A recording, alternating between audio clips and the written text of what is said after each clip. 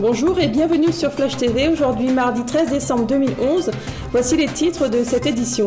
La visite en images de la ministre de l'Écologie, Nathalie Kosciusko-Morizet. Législative 2012, Huguette Bello invitée dans la 7e circonscription. Tourisme, un accord de partenariat entre La Réunion et les Seychelles. Madagascar, bilan du séjour de Didier Ratsirac.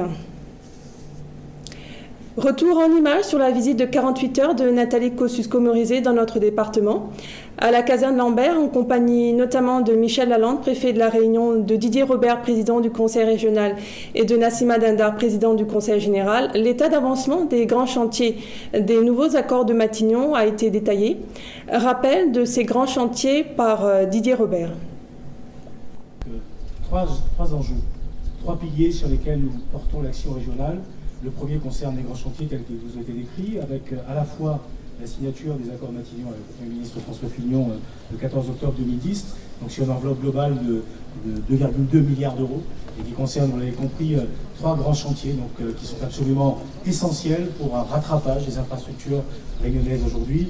Trois grands chantiers qui sont liés donc au transport et au déplacement, avec la nouvelle route du littoral, en précisant qu'il y a deux éléments qui ont été rajoutés par rapport au projet précédent.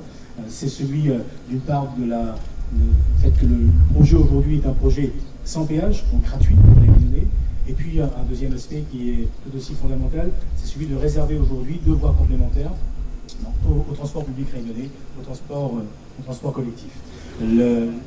L'autre grand dossier, l'autre grand chantier concernant le transport public réunionnais, donc le Transéco Express, c'est là aussi donc un élément fondamental. Si on veut pouvoir proposer une alternative crédible aux automobiles, alors il faut que l'on puisse réussir un maillage complet.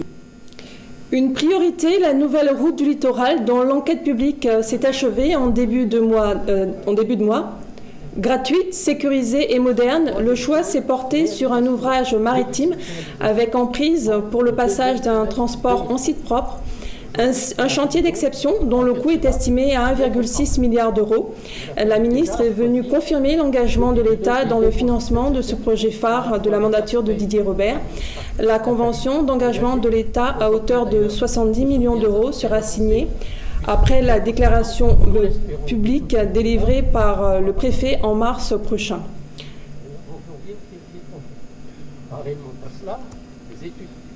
Tous les impacts de cette route doivent être pris en considération. Les quelques mots de la ministre sur ce grand chantier. Je voudrais simplement souligner sur ce sujet l'importance que j'attache à ce que tous les enjeux soient bien intégrés.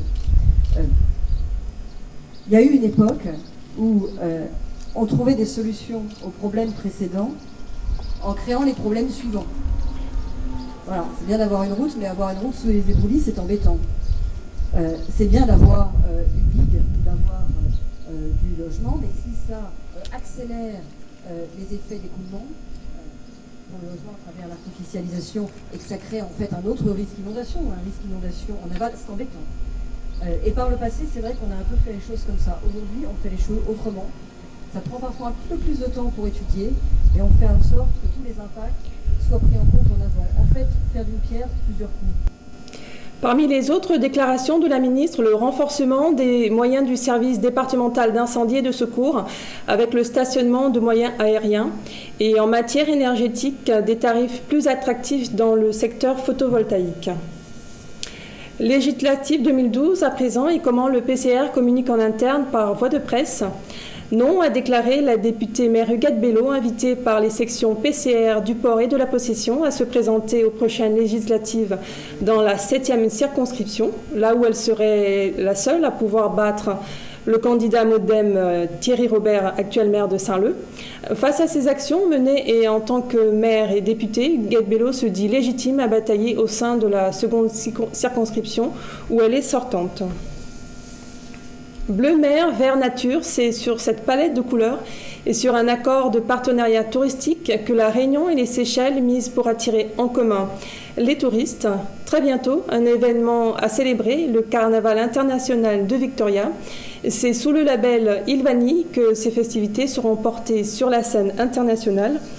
Une convention entérine ce partenariat. Elle a été signée hier par Didier Robert, président du conseil régional, et Alain Saint-Ange, directeur du Seychelles Tourism Board.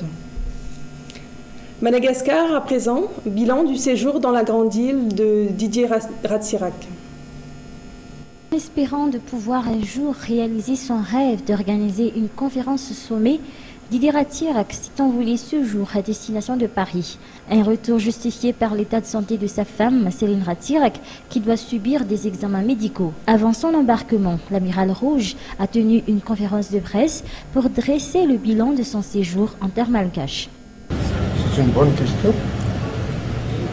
Je ne sais pas si je vais pouvoir donner une bonne réponse, puisqu'on dit que celui qui prône la conférence au sommet est un fauteur de troubles. Donc j'hésite à répondre. Mais, puisque c'est vous qui avez posé la question, c'est vous qui en prenez la responsabilité. J'ai dit que nous sommes entre nous malgaches, la souveraineté et la dignité nationale priment. Profitant de l'occasion, Didier Ratsirac s'est exprimé sur son séjour à l'hôtel Carlton. Les informations sur ses dépenses dans cet hôtel luxueux qui a dépassé les 78 millions de francs rapportées par la presse locale ne seraient que des rumeurs, a-t-il démenti, avant de continuer que depuis son retrait au pouvoir en 2002. La météo du jour, dans la zone, les températures tournent autour de 27 degrés. Le temps est pluvieux chez nous et à l'île Maurice, soleil voilé à Madagascar et aux Comores. Très chaud au Sri Lanka avec 32 degrés de température maxi. C'est la fin de cette édition. Merci de votre fidélité. Je vous retrouve demain pour l'édition de la mi-journée. En attendant, l'info continue sur Flash TV. Très bon après-midi.